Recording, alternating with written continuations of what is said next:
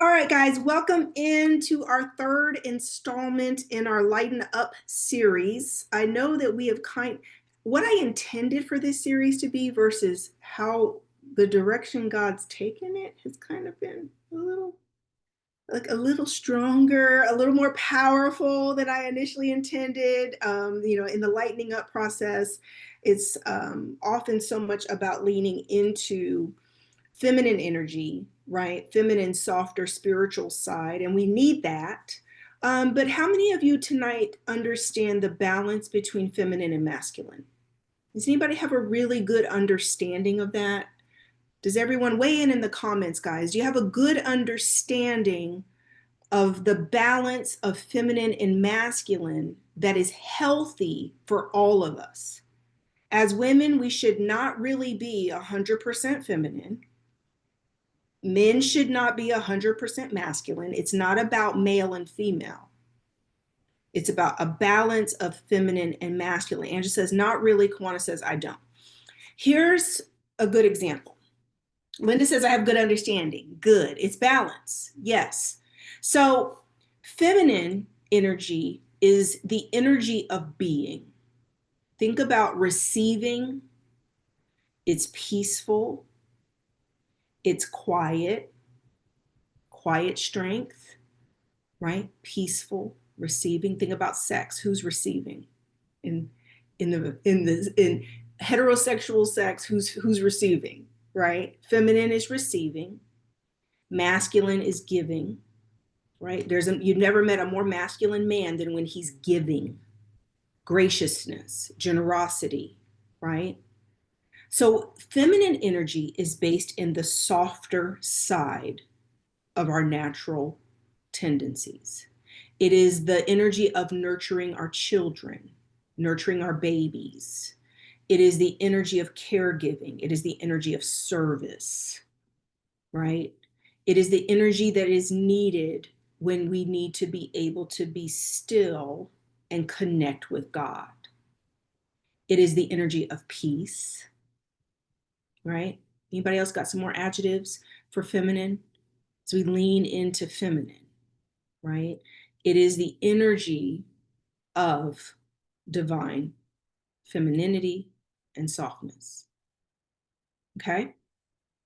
Now, masculine is doing versus being. It's action. We talked a little bit about this last week. It's gumption, it's strategy.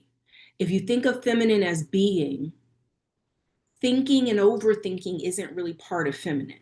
Like the process of like strategy and cognitive, just constantly strategizing and thinking and analysis, it's masculine, right? Ambition, drive, competitiveness, right? Goals, pushing yourself to get something done. Is that relatable, guys? In a real, just kind of basic, sensible way? Is that relatable?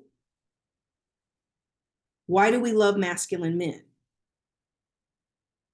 Anybody ever encountered a really masculine man who was really strong in his masculinity? Anybody ever encounter that? Janae, so you're saying that we have to be both of these. Correct. Anybody ever encountered it? Describe it in the comments.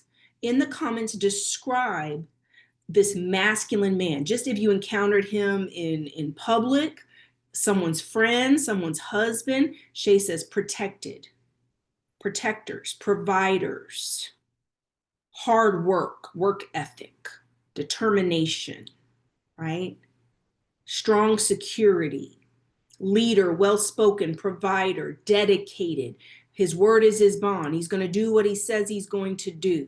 He keeps his promises to himself.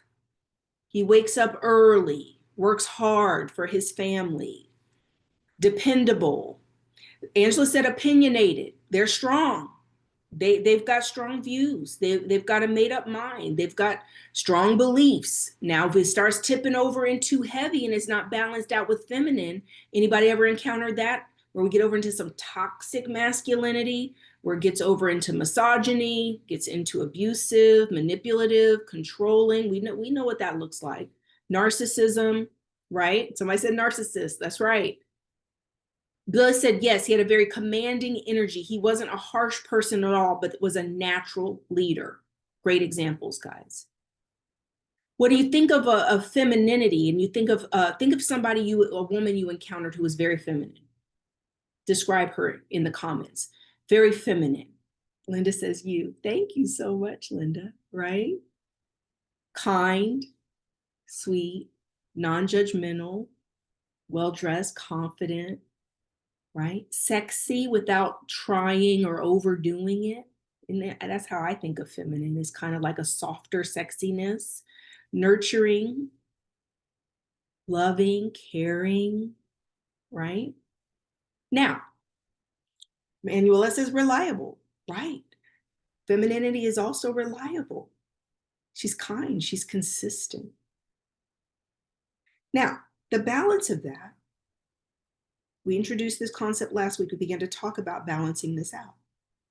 That you can't operate 100% in your feminine because nothing will get done. How are you going to reach your goals if you're just staying in your flowy, right? Being. How are you also going to nurture your children if you're so masculine and hard? There's actually research, scientific research, that shows when men get married and have children, their testosterone levels drop a little bit. Nature is giving them the natural inclination to become a little less aggressive, a little less competitive, a little less driven, so that they can also nurture the children and care for his wife. That's nature, guys, right? Think about when you have a child as a woman, you have a child. Think about how it softens you up, right? Makes you a little more patient, very nurturing.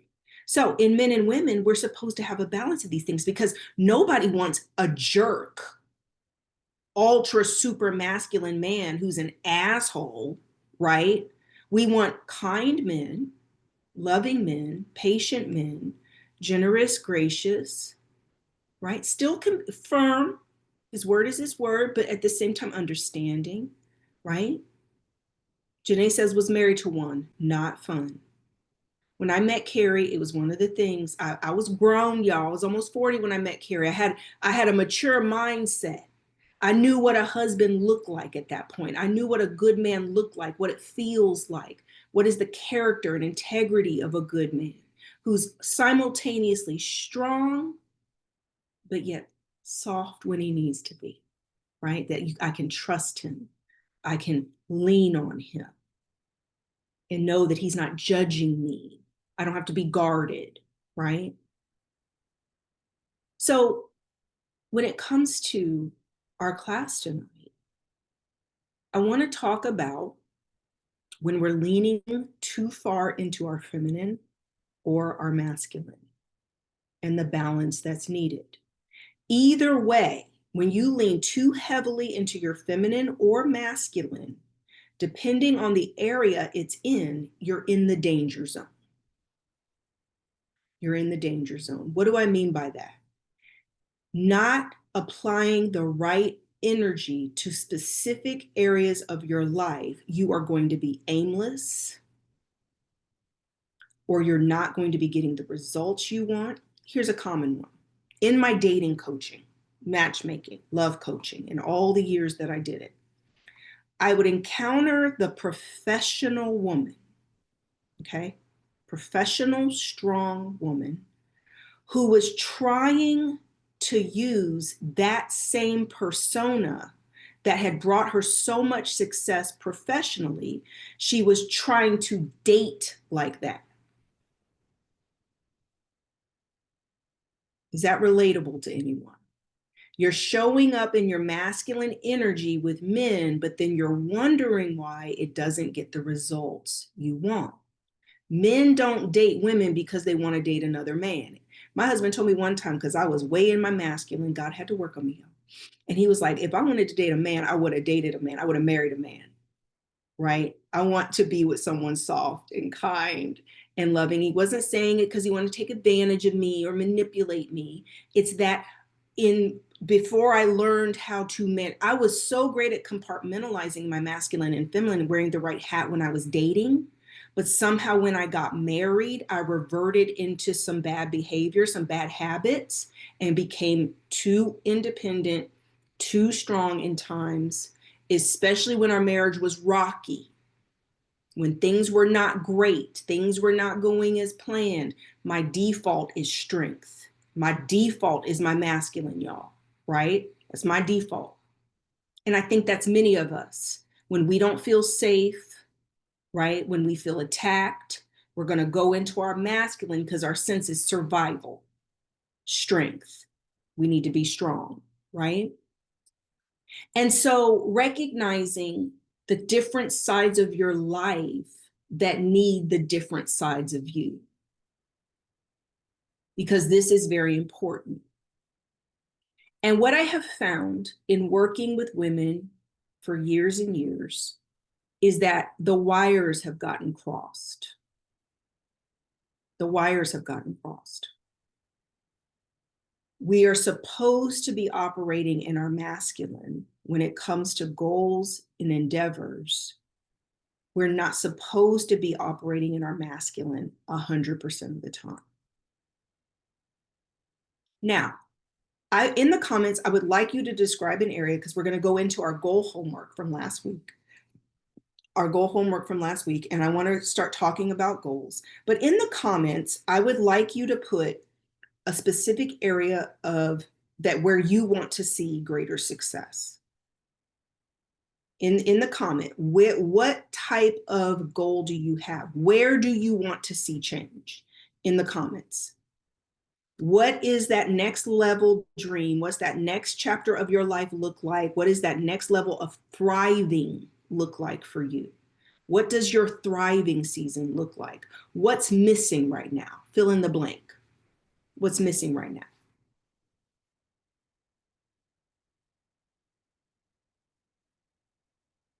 Janae says dating, business, marriage. Pick one, Janae. Give me the top one. The top one that would give a lot of change for a lot of other things. Like what's that? What's the big one? Linda, financial stability, finances, a loving, healthy marriage, finances, dating and my femininity, Latrice says, finances. Janae, did you give me one? Dating. Now, Janae, in the dating, with you saying dating is the number one, does that mean that you're pretty stable in everything else? That you've given enough attention to yourself?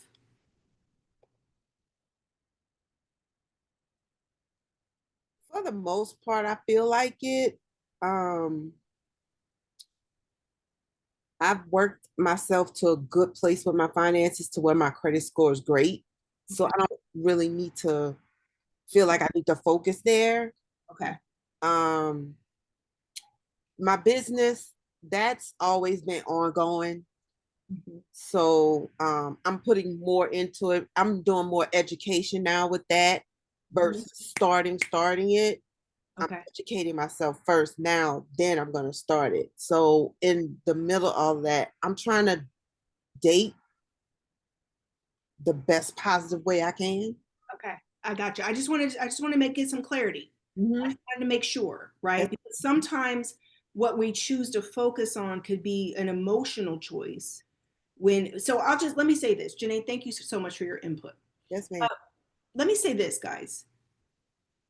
How many of you are guilty for not focusing on yourself? How many are you are guilty of not focusing on you?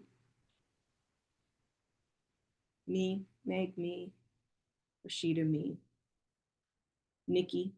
Yep. Okay. And woman to woman, I don't know if we have any men in here tonight. I don't know if Tico's here. We usually have a couple guys in here. Tico's here. Just as I said his name, he's here. Ladies and gents, one of the things I've become aware of, especially in the last few years, is how much good-hearted people struggle to focus on ourselves. There is a serious struggle around focusing on ourselves. I'm guilty of it. You guys are raising your hands that you're guilty of this. And can I say that there's an element, he says, I'm here. I just said your name. It's so funny. Um, there's an element of taking care of yourself that isn't going to happen passively. If you just kind of think that you're waiting on all the stars to align, and that was even a theme that came out of our class last week, right? If you're just waiting on some kind of change without you actively pursuing change in your life, it's really just a wish. It's a wish. It's not even a dream. It's not a goal. It's a wish. So if you're not, so I'm gonna use dating because we're gonna stick with Janae for a minute. We're gonna use dating.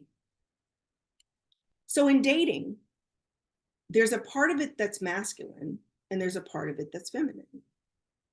The masculine comes in with you showing up at your best, being determined to say, I'm going to do what I need to do for myself to be the best me that I can be, so that when I go on the open market, right, I'm getting the results that I want. Dating is very much similar to marketing. I know that sounds crazy to you guys. You know, I've been in business for years, but dating is going on a dating app is no different than putting up an ad for yourself. It's kind of like putting up a billboard saying, hey, here I am, look at me, right? And when you're putting up a billboard, the better the aesthetic, you guys don't understand how much strategy would go into these dating profiles for clients and matchmaking for clients, that this was curated based on the results you want to get. Who do you want to attract? Who are you going to entertain? Who are you going to respond to? You want to be a wife? Look like a wife online. You want to date someone with money? Look like money, right? I mean, guys, there's strategy to things. There's strategy. And the part of us that resists wanting to own that side of things, example, I meet women, I'll meet a stranger in a brief conversation. She'll share the things that are not going right in her life. And when I ask what she's doing about it, crickets. I'm in menopause. I've gained 40 pounds. What are you doing about it? Suffering. Not going to get hormone therapy, not working out, not cooking healthy food, not doing something about it. Hot flashes, mood swings, hot, sweats. She's struggling. Insomnia. What are you doing about it? Nothing. Oh, I'm enabling my adult kids. I don't have good boundaries. What are you doing about it? Oh, when my mom passed, they said I should get some therapy. I told them Black women don't get therapy. We're just strong.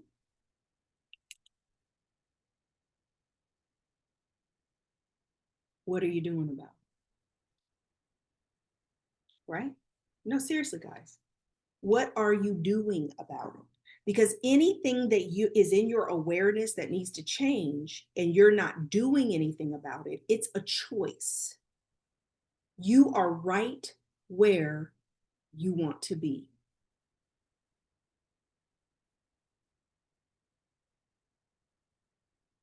Ouch. Ouch, right? Does that hurt? Is it hard to hear? That we're right where we want to be? Have you guys ever tried to help somebody and you were more invested in helping them than they were in helping themselves? Anybody ever been in that situation before where you start to realize, wait a minute, I, I'm more invested in this than you are. You can't help somebody more than they want to help themselves. In other words, you have to want it. You have to want change for your life enough to take action, enough to make a plan, enough to wake up every day and make up your mind and get the help, resources, whatever you've got to do to bring about those changes.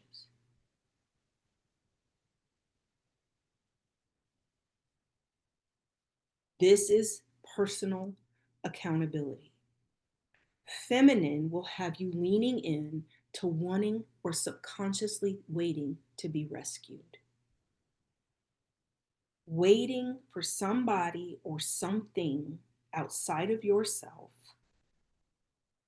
to rescue you, to fix the problems that you've created or that you inherited. Let's be honest, generational stuff.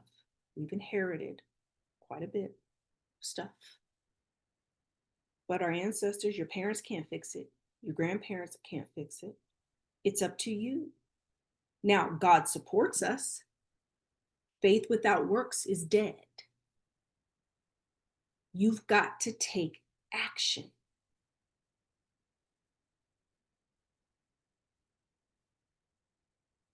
Patricia says, sometimes I look down on myself because I'm not where I want to be financially. Patricia, you ain't alone. You ain't alone. Especially because we're comparing ourselves to so much we see online and thinking we should be so far ahead and we should be, I should be rich by now. I should be this by now. I should have that. I should be doing this. Okay, but what are we going to do about it? I literally have begun taking financial literacy classes, investment classes. Why? I know how to make money. I need to have smarter ways to know what to do with it.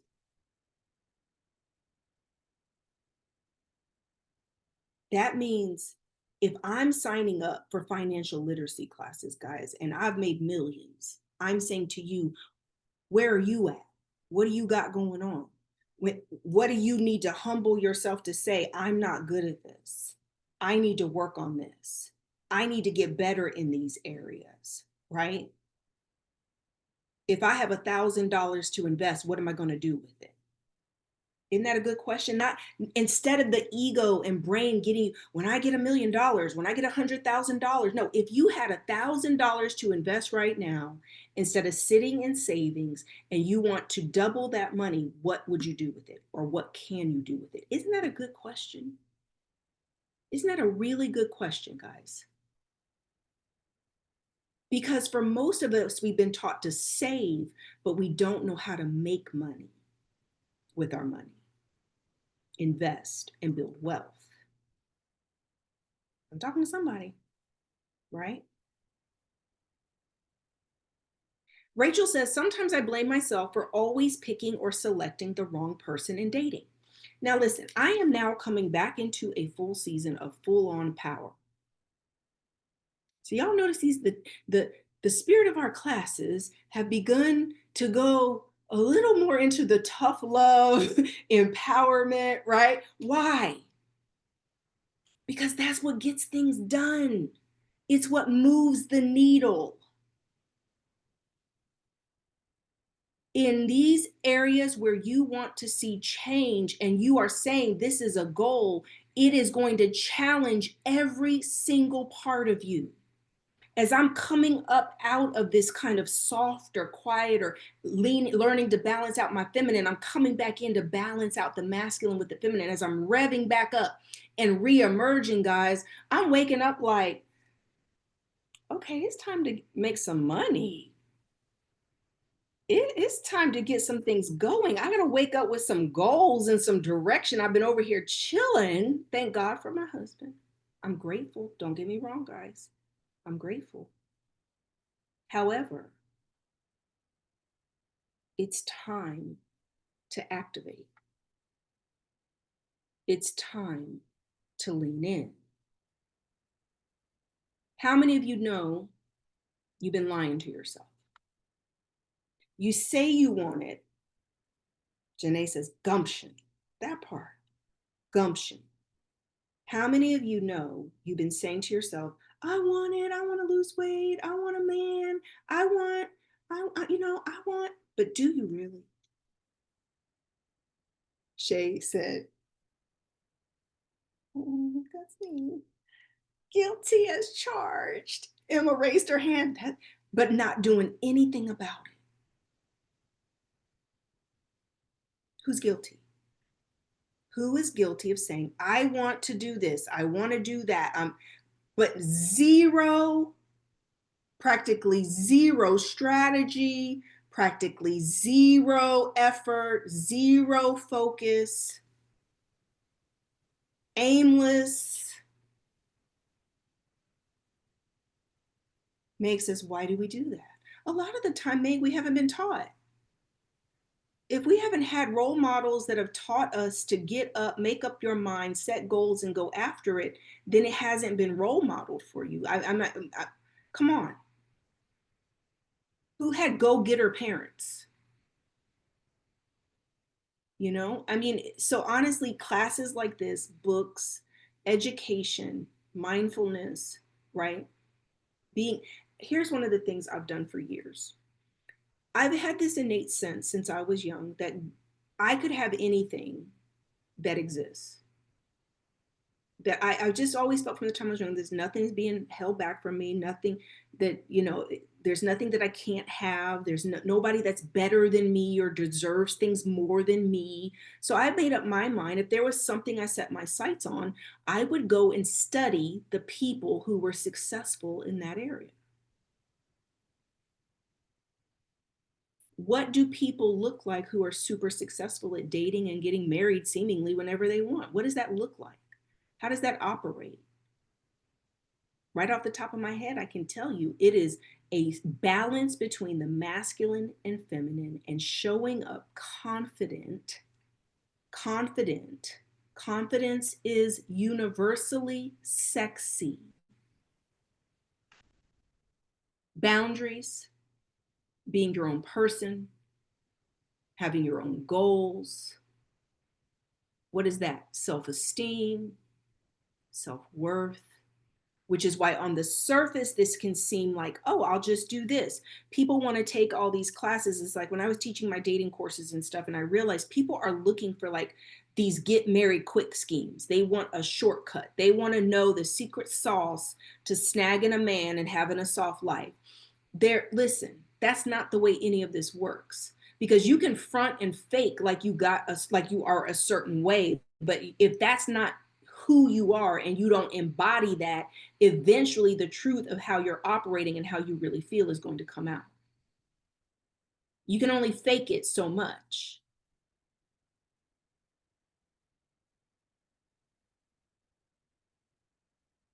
Angela says, I haven't even wanted anything for myself in the last few years. No goals, no wants, no desires, no self-improvements, just existing.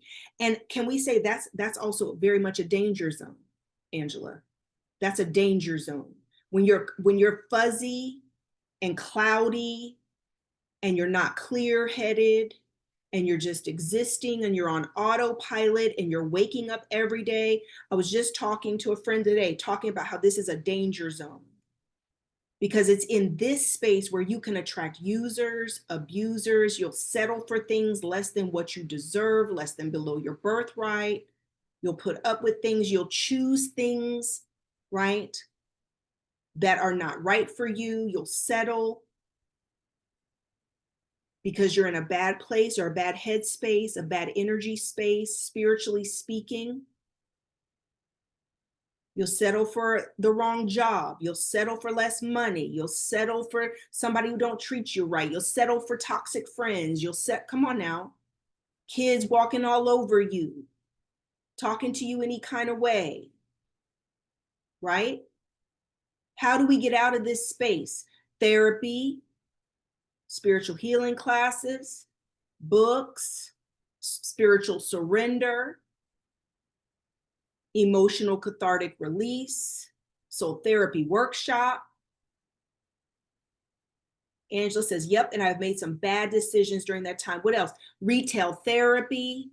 This is how we get ourselves in trouble, spending money that you shouldn't be spending because you're using coping, drinking, drugs, sex, edibles, marijuana, cocaine. Listen, come on. I began to realize how common cocaine use is in the last few years, where people are so casual talking about, I do cocaine a couple times a year. What? What?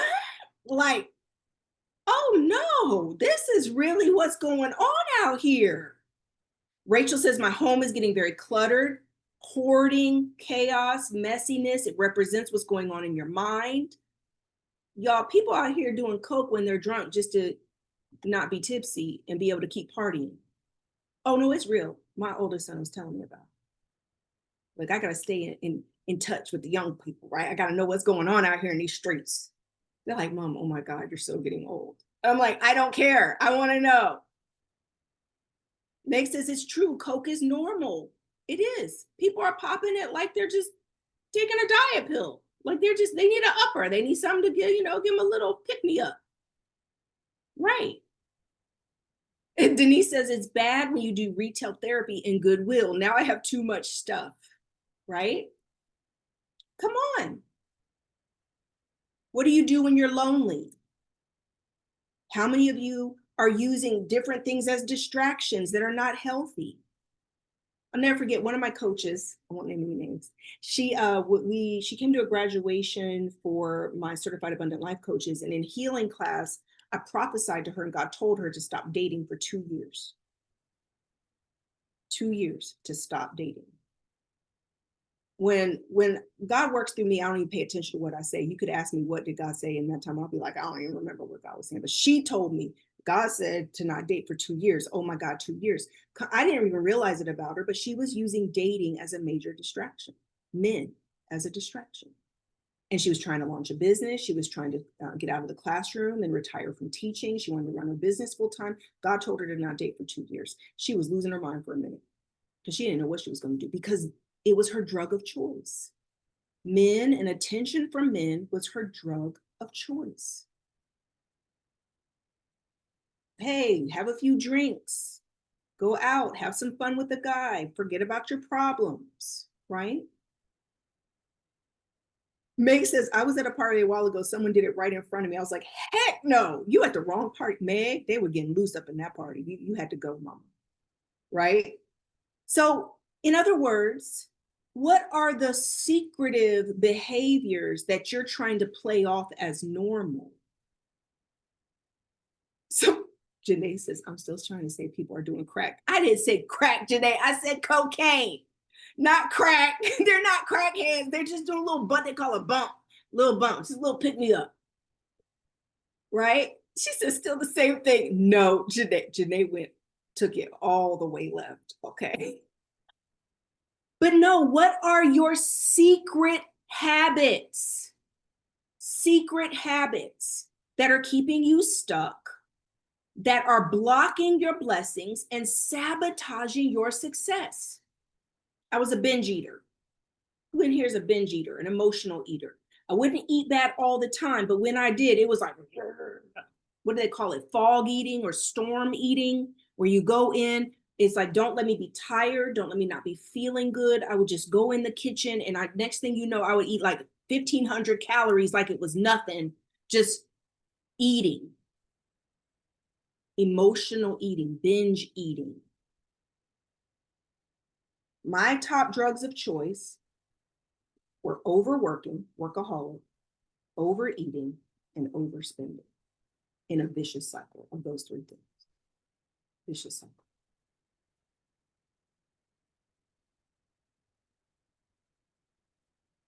And we do that so we do not have to feel our feelings.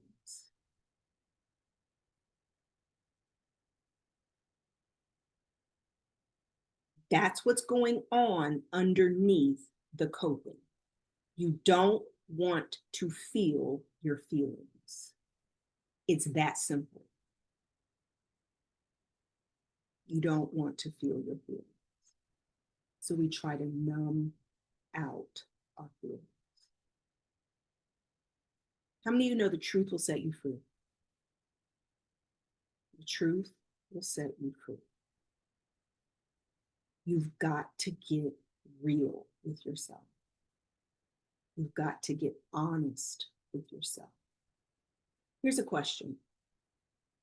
What are the emotions, fears, and worries that you're burying? What feelings are you running from?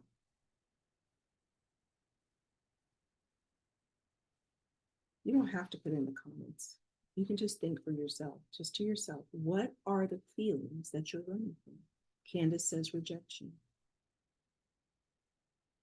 Rachel says hurt.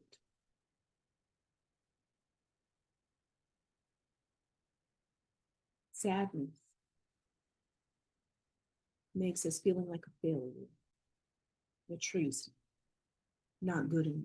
Janae, losing my mind. Denise, disappointment.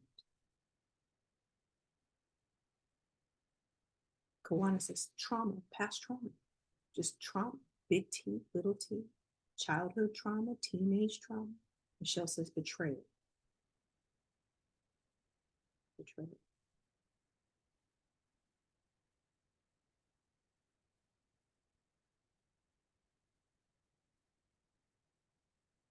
Part of lightening up is being able to release these feelings and these emotions so you can be lighter, literally lighter, emotionally and spiritually and mentally lighter. Can I say something? Now, I know this might sound a little crazy. One of the things I've encountered and observed is that people are afraid to feel their feelings because you feel like if you allow yourself to go there, you're going to lose yourself. Like you're going to have a breakdown, that you're going to end up in the mental hospital or suicidal.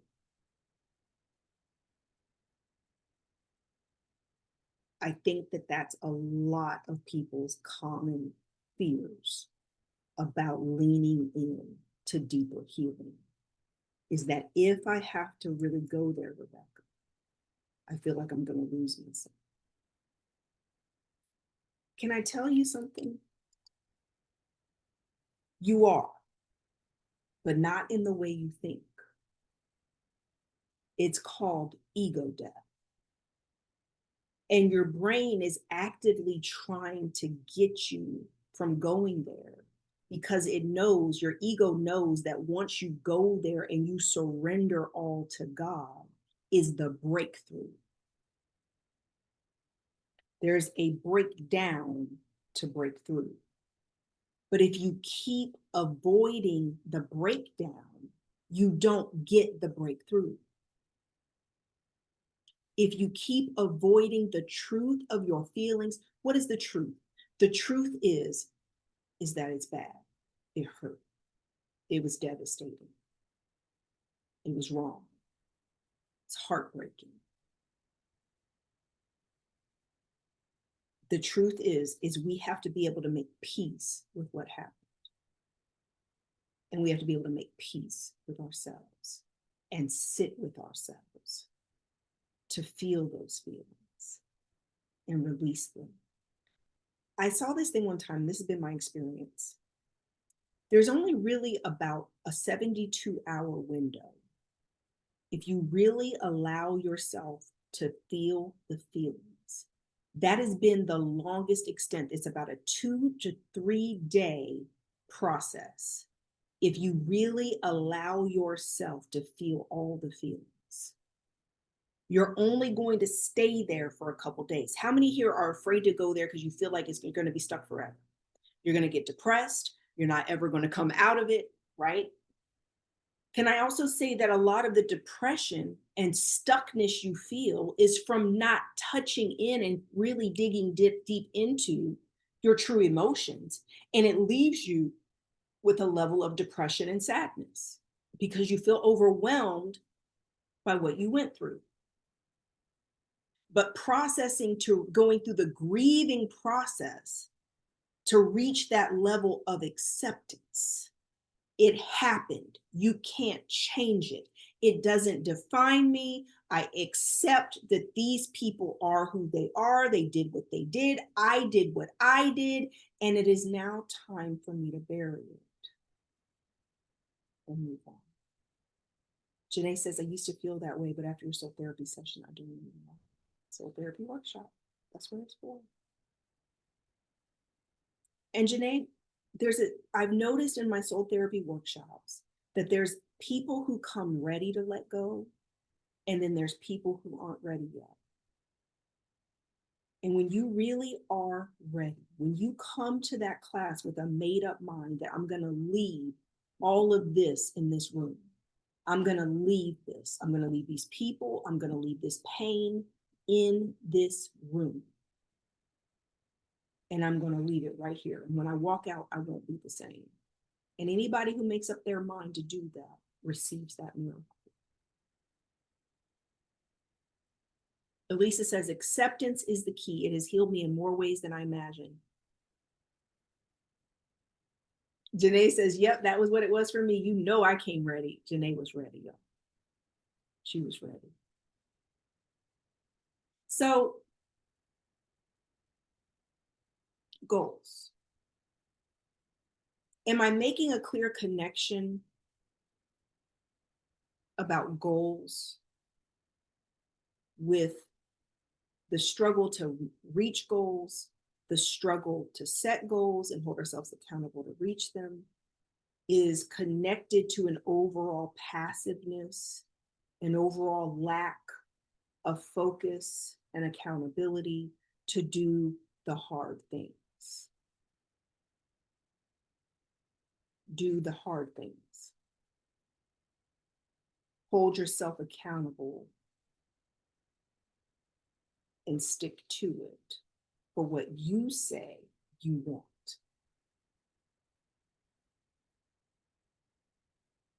There's more to you than waking up every day and going to work and paying bills, coming home and going to bed and getting up and doing the same thing all over again.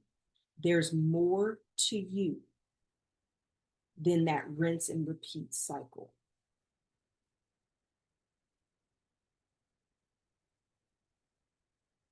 There's more calling and purpose on your life than where you're at right now.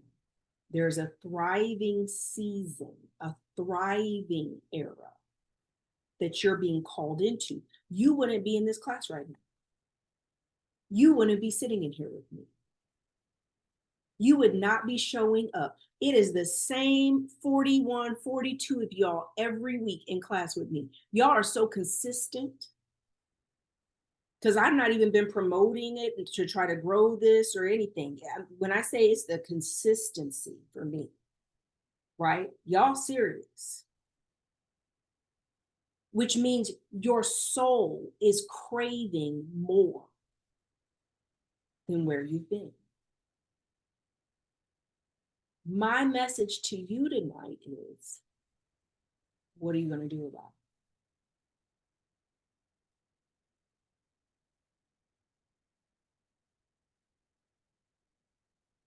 Janae says, determination, y'all.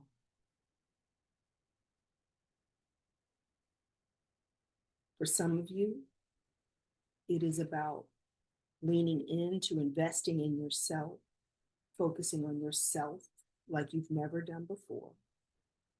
For others, it's about conquering your insecurities, beginning to rev up in your self-esteem and your self-worth, to take a leap of faith, to take some action that you've never taken before. Denise says, I refuse to keep starting over. I've wasted too much time. Tico says, taking the steps needed, you're teaching us. What are you going to do about it? This week, my husband made a comment to me one day this week, it was maybe a few days ago. I was in the kitchen. We were talking about something. And he said something like, I can't remember his exact words, but it was to the effect of like, because you know how to make money. And I was like, guys, God be speaking through my husband. Anybody else got somebody like that around you? Got Bobby speaking. And that thing, I got so sad the rest of the day. That thing pricked me. And I looked at my bank account and I was like,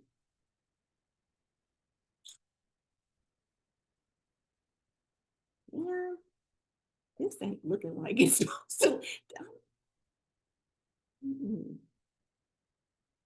And I got so sad. And I got discouraged. I got discouraged. Because I ain't got it like I used to have. And I said, God, help me to see this differently. That's my prayer. Anybody know that's my prayer? That's a Course in Miracles prayer. Help me to see this differently. Show me what I didn't have no peace of mind. Oh no, Shay, there wasn't no peace of mind. My husband was quietly applying pressure. My husband was looking at me like, girl, you know how to make some money and you tripping. I'm ready to travel the world. I'm ready to be back on our A game. I'm ready for us to do the dang thing. You need to get it together over here. That's what Carrie Pope was saying in his very sweet, kind, loving way. That Michelle said, girl, come up higher. That's what Carrie Anthony Pope was saying to Rebecca Lynn Pope. Girl, you better get your ish together because I'm about tired of where we at right now. It takes two. We have a good life, but my husband been taking care of everything now for a couple of years, y'all. And he looking at me like, now, girl, you know how to make some money. That's one thing I know for sure. And I was sad all day. And he come in, look, what's wrong with you? Babe, you want to talk? No, I don't want to talk about it. I had an attitude. I don't want to talk about it. I just want to be sad. I want to feel sorry for myself right now. Because my husband giving me a kick in the butt and God giving me a kick in the butt that it's time to give out the niggas some money and it's time to be about my business. Guys, I know I'm not broke. I can hear some of y'all in the spirit saying she ain't broke, she's tripping. No, I'm not broke. Okay, I know that. Yes, I got really high paying clients, but it ain't where y'all know what I'm saying. There's levels to this. There is levels. I felt like crying, like you like when somebody gives you a swift kick in the butt, just like I do in these classes, and you feel like you got to come out your comfort zone and get on top of it and get your ish together because you done relaxed and got too passive and too comfortable being less than. Come on, this is where I was at just a couple days ago. I was feeling, and then it's also the fears I have and the little insecurities around coming back out and working, but not losing myself in the work and not overworking because these are new habits for me. And I'm walking this out with baby steps. Who am I talking to? That when you're doing something and you haven't done it that way before, you're nervous. I don't want to lose myself in work again. I don't want to mess up my marriage and be halfway divorced because I'm a workaholic working 15, 16-hour days. And you're learning these new habits. And then it's a time to come out of theory into practice. Who am I talking to? Theory into practice. And I refuse to lose myself, but God is saying it's time. It's time. So I woke up the next morning. Before I go into sleep, sometimes I hate carrying. I'm going to sleep. He reaches over, touches my arm. Baby, I believe in you.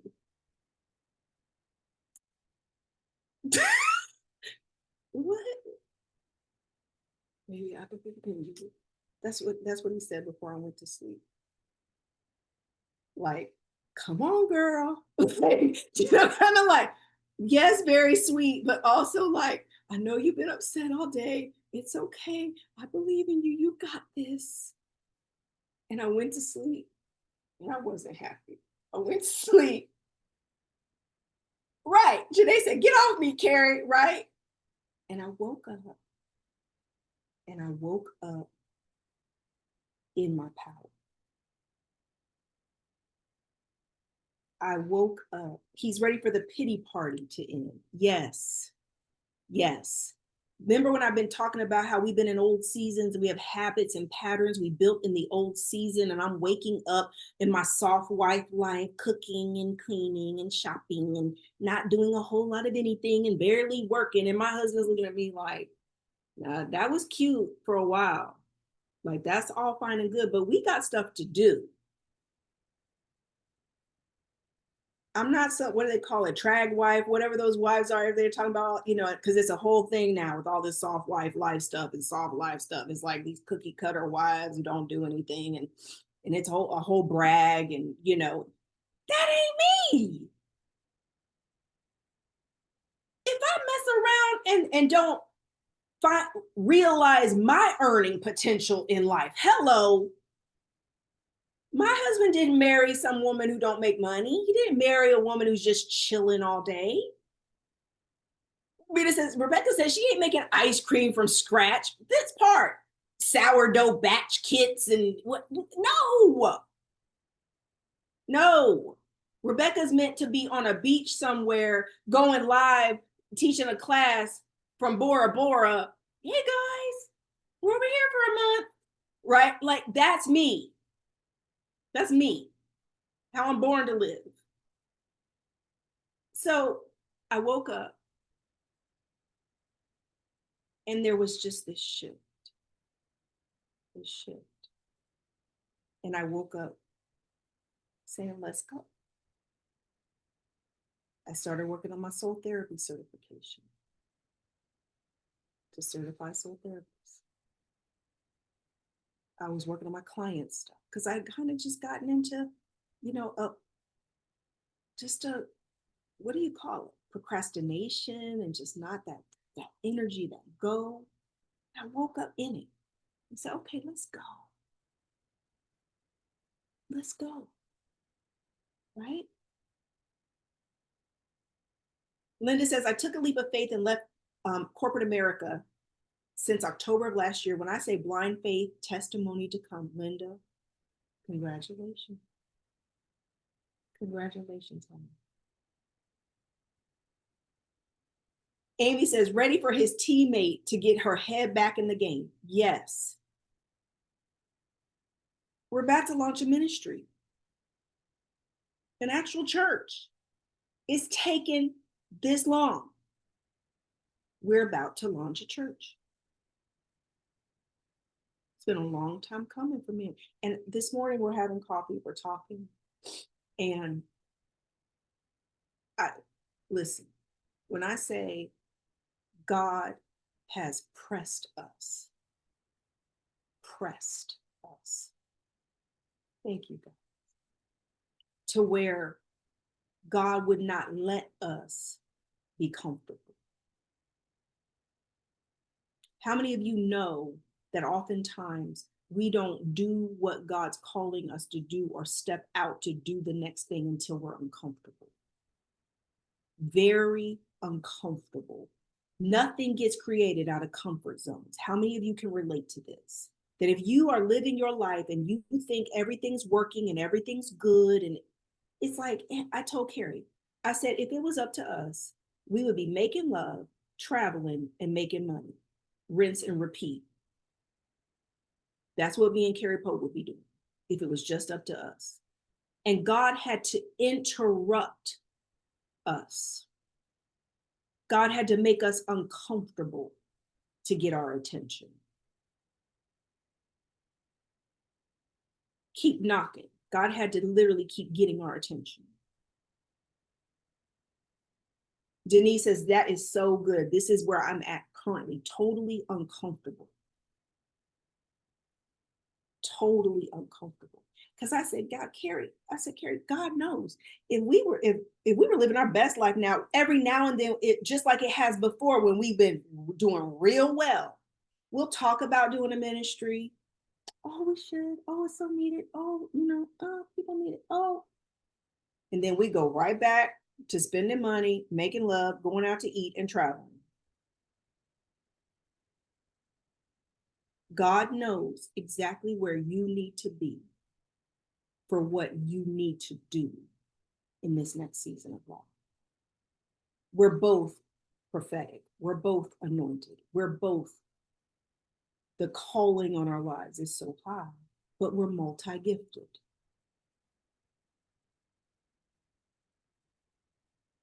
Ministry is a burden. Ministry is not easy, guys.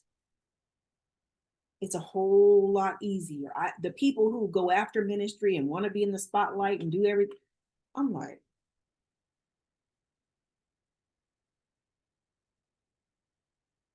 Because me, I'd much rather be rich and chilling. That's all I ever want to do is be a businesswoman and chill. I never wanted to answer that call. I understand it too well. It's not easy. But God knows who you are. God knows. He knows you better than you know yourself. Since I did my TV show, I remember being on the TV show, coming out of it so exhausted, and I had this burden on me. And it was this burden of something during that time just shifted, and I just wanted to help people heal. And it was that next level pull for ministry, because I was in this bubble. I was in this privileged bubble where I had so much money. Everyone around me had money. I have a very easy lifestyle. I make all this money from home. It was very insulated. So I'm only talking to people who were more like me than not. And I went into this TV show and encountered all these hurting people, the public, struggling and suffering, and people are really struggling. And it awakened in me the burden of realizing how much I'm needed. Pop my bubble. Nothing worth it is ever easy. It's not. It's not, guys. And tonight, that's what the message is about. What's it going to take to shake you awake? I woke up yesterday in my right mind. I woke up yesterday in my power. I woke up yesterday feeling like, oh, okay, so it was never meant for old Rebecca to just go away. It was just introducing balance. I'm still me. I'm still a businesswoman. What do you need to wake up? What do you need to shake off? What do you need to get busy doing? What does this next level look like for you? What do you need to take serious?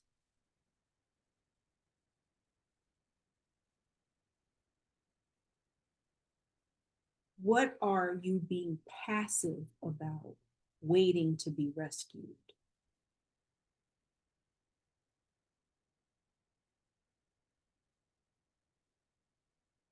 Patricia says, I have a call on my life. I'm struggling for what leader to sit under. Patricia, I'm in prayer for you. I'm in prayer for you. You know, we're about to start our ministry, but I'm not saying we it for you. I'm just saying you're welcome. You're welcome to come.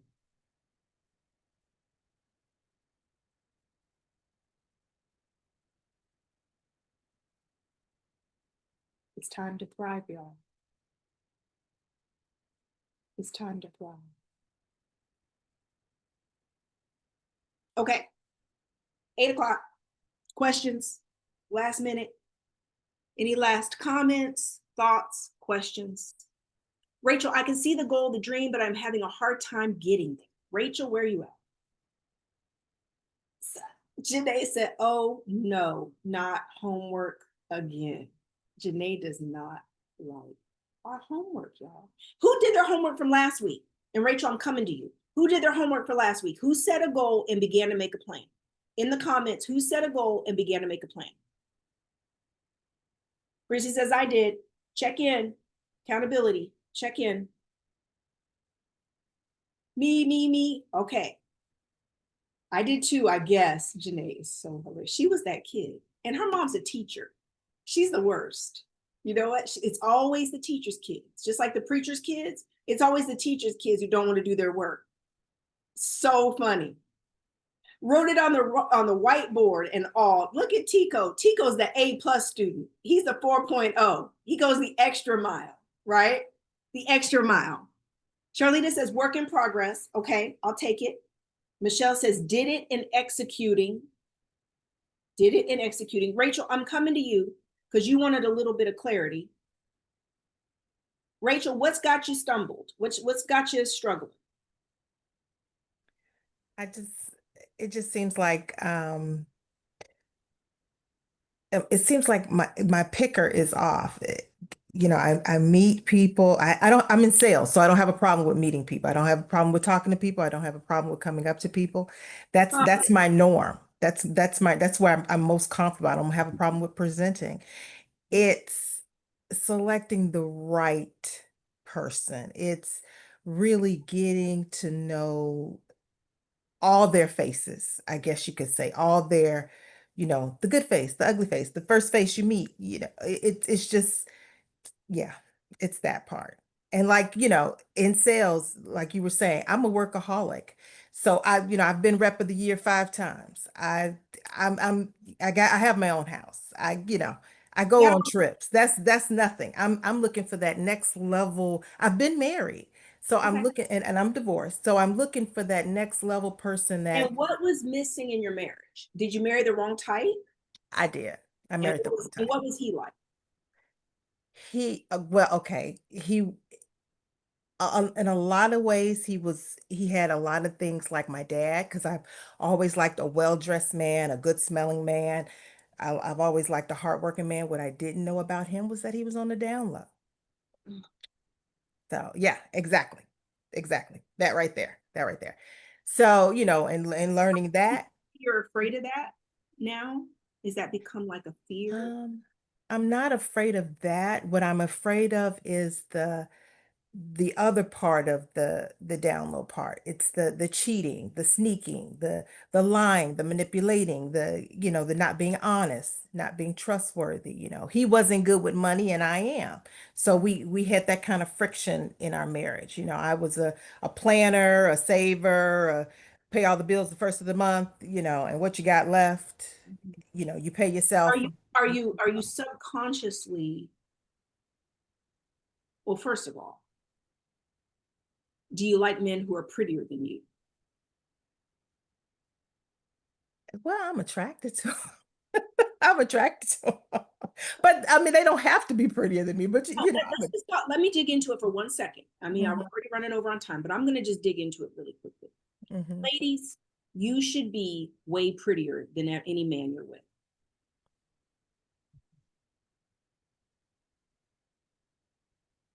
It's just a simple rule. You can fight me on it all day if you want to. Good mhm, luck. mhm, But in reality, the way human psychology works, the way men's brains work, is that they value when you're like a trophy, when you're the prize. They look at, mhm, so a lot of the time as women, especially in our modern pop culture now, we sit and we consume all these images and content of these fine men, just gorgeous men, and then and so subconsciously we start creating, and even if your experiences when you were younger with very good looking men, and but now, Rachel, we're how old, right? Like we're older now. It's not, mhm, you don't meet these single fine ass men just out here single. And if you do, they're gay or they're players or they're hoes or they're. And so mhm, reality is now at like 40 plus and 50 plus guys, like the guy you're gonna be with is not gonna be as cute as you, or even as cute, maybe even as the young when you were younger, and you set that standard for that fine dude when we were younger. mhm, That's not the way it works now at 40 plus, because now we know what we need, and it's not a boy. A lot of very good looking men have an energy where they are the catch, and they know that. So listen, my husband was from the suburbs, like the country. He wasn't like a city guy. He was like a diamond in the rough, right, Rachel? He was like, he's good looking, but he ain't as pretty as me. Hello, Carrie's good looking, but he ain't as pretty as Rebecca Lynn Pope, right? mhm. Right. Rebecca, I wake up to this man looking at me. Mhm, My wife is so beautiful. She's looking. I was like, if I didn't know that you were amazing, I would think you were a creep. He's 10 years later, 11 years strong. He is still watching me everywhere I go. Everywhere I go. And so reality is, Rachel, I would say maybe you need to challenge what you like. Mm. Maybe you need to challenge if your type is not husband material. Mm. And that could very well be because I work on fitness, so I expect fitness. And a lot of your super fit guys are hoes. Right. There you go. Oh, That they're right in there. their body, they're in the mirror, they're taking the pictures, they want attention. And somebody says, and gay. A lot of them. There You you know, it go. goes hand in hand. There you go. That right there. And so the average man you're gonna meet at 40 plus might have a little tummy and but he'll be hardworking, he got money, he's doing well, and but he needs you. You're gonna rub off on him with the fitness and the healthy eating and if that's Hey, something. can I just tell you, Rebecca? Yeah. I'm 50 fine. So I'm 55. Hello. Hello. Right? Yeah, kids are grown. That, grandkids, yeah, all that. Yeah. Listen, All y'all. that. Yeah. Okay, can I just say, Yeah. hopefully Carrie doesn't watch this video on YouTube and read what I'm gonna say. If it wasn't for me, I think Carrie would have just let himself go. Like, I don't know how Carrie would be looking. Ladies, as wives, we literally lead in the whole healthy fitness. Like, it's going to be the rare man that who's about his money, doing well, all the concerns they have and all of the pressures they have around being a great provider and protector and all those areas. It doesn't necessarily always lean in towards having the healthiest habits, being in shape, watching their weight. If it wasn't for me, Rachel, I think this falls on wives. And we don't, and I'm not trying to paint with a broad paintbrush. We know that there are men who are very much into fitness and all of that, but I just think that that's more of the exception, especially at 40 and 50 plus guys. And so it's like, I know like Carrie was always thin his whole life. And so he never had to worry about his weight. Then he got married to me. I'm cooking all this good food, but then he's also now 45 plus and 50 plus. He starts picking up weight. And I had to be like, cut, no, wait, no, we no, right? We gotta have to get this together because we can't just let ourselves go. And so I think, it falls to women and wives. That's the difference between wives and just, women. It's like we are responsible in these areas, in certain areas in our families to kind of lead in these other areas. But the difference between husbands, you guys know I've done tons of videos on F boys and husbands. It's like apples and oranges, guys. They're the guys who are only good for one thing, and then there's the men you marry. And that's two different things, Rachel. And I think, when I was 38 is when I recognized the difference. Like I had done enough dating now that, I was like, because I'd been divorced for about 9 years, and I was like, yeah, the fun guys aren't who you marry. These guys ain't serious. You know what I mean? This is how we get our hearts broken because we try to turn a hoe into a husband, and you will get your heart broken and get your hat handed to you. Do you know what I'm saying? And they tried. You married one. He tried. They tried. But it doesn't work because their appetites, their nature is not aligned with being good husbands. And there's just really good men who are great husbands just naturally, Rachel, but they may not come in the F boy package. That's why I said my picker's off. That's why I said my picker's off. It's just like, and you're right. I probably need to start being more attracted to, yeah. And that's going to be a healing process in and of itself. Yeah. The healing process, y'all. Yeah. What I've learned from matchmaking and all the years I was doing, women will have a type that often goes back to fathers, and it goes back to their first boyfriends. It goes back to like so much like imprinting, that science behind imprinting, the first experiences you have and what you experienced at 18. Come on, what are we having that at 50? But in our minds, it's a tricky thing. Yeah, it is. It's a tricky thing. Did I answer your question? You did. You Okay. did. You Yeah, did. I would definitely, oh, and the other thing I'll say, when you see a husband looking fine, 9 times out of 10, that's the wife effect. That's the wife effect. That's not him on his own. Carrie looks better now than he did when I met him. Carrie dresses better now than he did when I met him. Like, that's the Rebecca effect. Like, you know what I'm saying? I'm like, oh, baby, you know, let's do this, let's do that. You know, come on.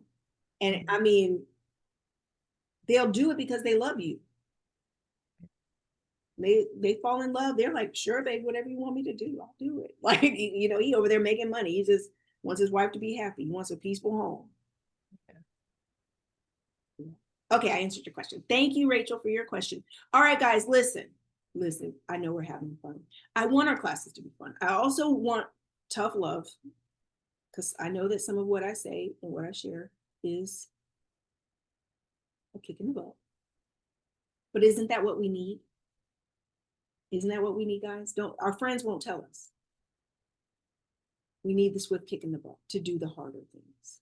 Okay? Appreciate the extra, Coach, but you're welcome, sweetheart. Here comes the homework, y'all. Get ready. You know what? Janae is hilarious. Look, you done reminded me. We'd have been checking out and I would have forgot to give you homework, but now you're reminding me. Okay, any area, this is your homework. Homework. I would like you to be super honest with yourself in this next week around what you're avoiding. What are you avoiding? What is the issue underneath the issue? If you need to use ChatGPT to help you get some clarity, whatever the struggle is, whatever the goal is and the struggle, I want you to lean into what is the work that you're avoiding.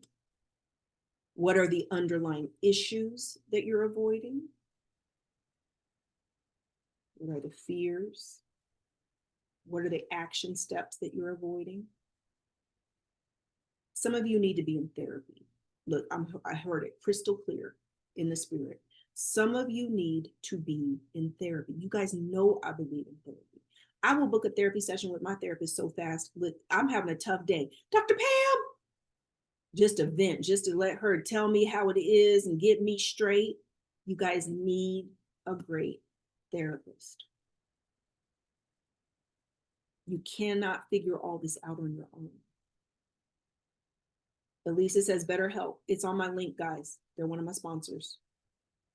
You can sign up with BetterHelp through my link. Thank you very much. They pay me for it. I appreciate it. There's one spot left in soul therapy for Saturday. I haven't been promoting it, guys. There's one spot left for soul therapy workshop. If you know you need to come and leave some things there and release and meet me there, it's a very small class. People fly in to attend that workshop. That's this Saturday. That link is right. Let me see if I can do it. This stuff is life-changing. I don't know if anybody who's worked with me one-on-one, working with me one-on-one is whole next level. Whole next level, okay? There's a one-on-one link in here, and there's also the soul therapy workshop link, okay? All right, bye, Amy, good night. Patricia says, I'm gonna take the next class. Patricia, come on, let's go. Let's go. Elisa, thank you, sweetheart. Emmanuel, I love you guys. Blessings and abundance. I will see you Saturday, 9 a.m. for magnetic morning reset. We also have soul therapy workshop at 11 a.m. this Saturday. For those who want to attend, there's like one more spot. And then I'll see you Monday morning for power prayer. Thank you guys so much. I love you. Talk to you soon. Bye-bye.